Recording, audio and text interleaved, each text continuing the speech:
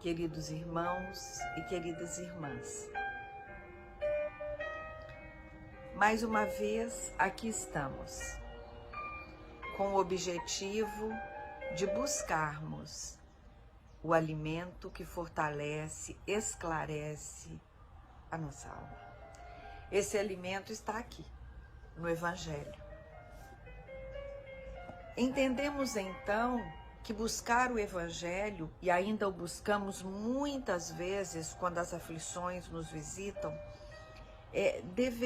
deveria ser um hábito. Se ainda não é, podemos transformar em hábito. E essa doutrina que abraçamos nos fala basicamente que só tem um caminho, que é o caminho do amor. E aqui estamos para aprender com o nosso mestre. Várias vezes dissemos que para iniciarmos qualquer contato com o divino, devemos olhar para dentro de nós e nos perguntarmos se aquilo que estamos sentindo está alinhado com as leis divinas.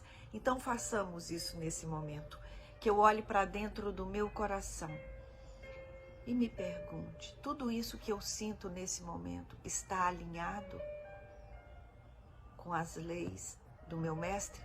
Porque se não estiverem, eu posso alinhar, eu mudo o meu pensamento. Eu coloco para mim que eu tenho a intenção de fazer a mudança do sentimento, que eu preciso trabalhar para que esse sentimento se transforme. Sempre pensando que é o meu coração que me diz como eu estou, muito mais do que os meus pensamentos. Nem sempre aquilo que pensamos é condizente com o que sentimos. E o nosso mestre nos ajuda, nos fornece ferramentas para esse alinhamento.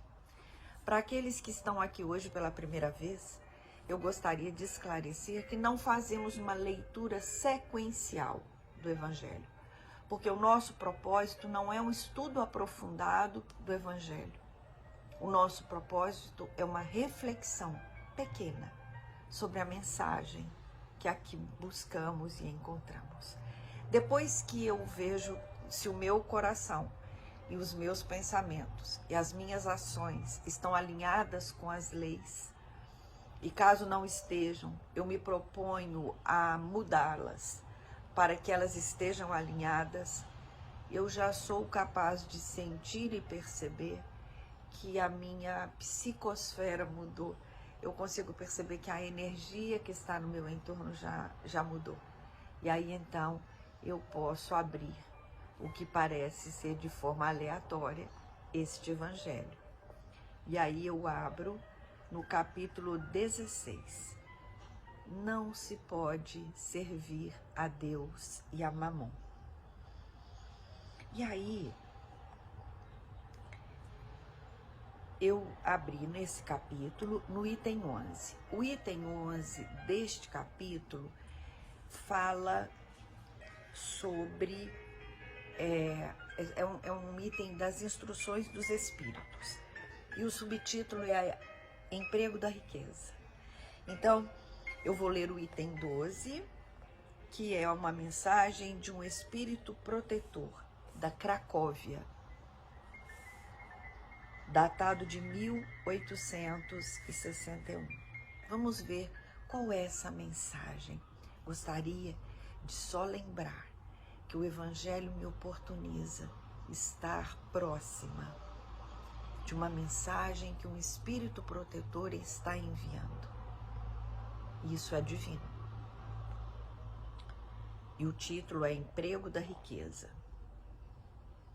Quando considero a brevidade da vida, impressiona-me dolorosamente a incessante preocupação de que é para vós objeto o bem-estar material, ao passo que dais tão pouca importância ao vosso aperfeiçoamento moral, a que consagrais pouco ou nenhum tempo e que, no entanto, é o que importa para a eternidade. Nesse primeiro parágrafo, esse espírito protetor já diz assim para mim: Você tem se importado, você tem investido no seu desenvolvimento espiritual? Você tem se preocupado com ele? Você tem se dedicado a ele? Porque me preocupar com a questão material, eu sei que eu preciso trabalhar, eu preciso sobreviver, eu preciso partilhar o que tenho. Isso eu já sei. Mas e a minha questão espiritual? Foi o que eu disse anteriormente, do alinhamento dos meus pensamentos, dos meus sentimentos e das minhas ações com as leis divinas. Essa é a primeira pergunta que fica para nós. E ele continua. Dir-se-ia, diante da atividade que desenvolveis, tratar-se de uma questão do mais alto interesse para a humanidade, quando não se trata, na maioria dos casos, senão de vos pordes em condições de satisfazer a necessidades exageradas, a vaidade, ou de vos entregardes a excessos. Então esse espírito protetor está me dizendo, é importante que você cuide de você, mas observe por onde andam os excessos. Quanta aflição, inquietações e tormentos cada um se impõe. Quantas noites de insônia para aumentar uma fortuna, muitas vezes mais que suficiente. Por cúmulo da cegueira, não é raro se encontrarem pessoas escravizadas a penosos trabalhos pelo amor imoderado da riqueza e dos gozos que ela proporciona, a se vangloriarem de viver uma existência dita de sacrifício e de mérito, como se trabalhassem para os outros e não para si mesmas. Insensatos. Credes, então, realmente que vos serão levados em conta os cuidados e os esforços que despendeis movidos pelo egoísmo, pela cupidez ou pelo orgulho, enquanto negligenciais o vosso futuro, assim como os deveres que a solidariedade fraterna impõe a todos os que gozam das vantagens da vida social? Então, primeiro, esse espírito protetor me pergunta, você já percebeu, Valdélia, que existem dois lados, um que é material e um que é espiritual, e que do material você tem por obrigação cuidar, mas que você também tem por obrigação cuidar do seu lado espiritual, e você tem cuidado? Depois ele continua, você perde noites de sono pensando em como fazer, como acumular para coisas que já são suficientes para a sua subsistência e para a subsistência dos seus. E você perde também noites de sono preocupada se quando você retornar ao mundo espiritual, aquilo que você se propôs a fazer, você fez? E aí ele chama de insensatos e continua dizendo que nós deveremos pensar se o que temos estamos usando, tendo como referência os valores que escolhemos. Eu vou repetir essa última frase, que é uma frase mais comprida, e é uma pergunta. E ele diz assim, credes então realmente que vos serão levados em conta os cuidados e os esforços que despendeis, movidos pelo egoísmo, cupidez ou pelo orgulho?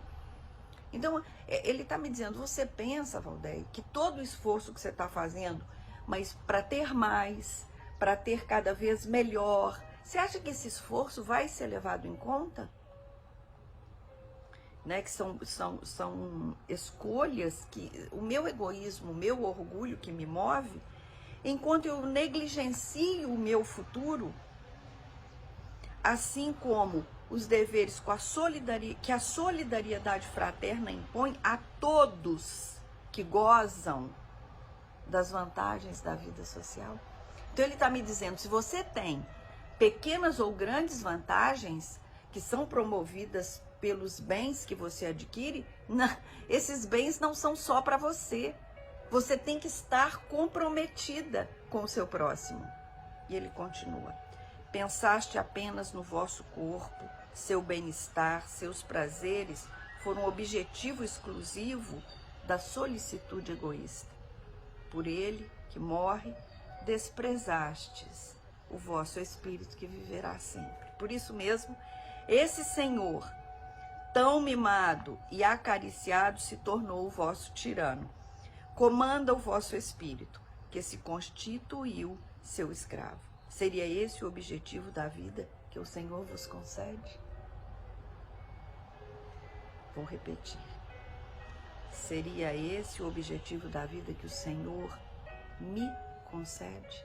Ele me concedeu a vida apenas para que eu voltasse os meus olhos para mim, para os meus desejos, para as minhas necessidades, para as coisas que verdadeiramente eu supus serem as mais importantes. Caso eu esteja pensando dessa forma, eu posso mudar. Eu posso mudar. Se até hoje os meus olhos foram mais voltados para mim, ou se até hoje eu achei que ter os olhos voltados para mim e para os que estão mais próximos de mim é o suficiente, nessa mensagem esse Espírito diz: não, não é suficiente. É preciso que os seus olhos estejam voltados para a humanidade. Por isso, meus queridos, é preciso que nós, além de repensarmos essa questão, a questão do que temos e o que fazemos com ela, vamos também elevar os nossos olhos para hoje a Ucrânia e a Rússia. E antes de qualquer crítica e qualquer opinião sustentada no conhecimento sobre a geopolítica, vejamos esses dois países como irmãos, que equivocadamente se perdem. E falamos dos seus dirigentes, que são nesse momento os condutores das ações. Antes de criticá-los, peçamos por eles, peçamos pela paz, lembrando que a paz do mundo começa em mim.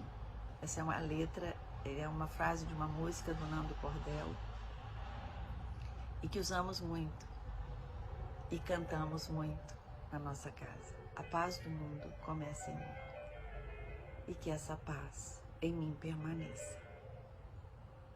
Muito obrigada.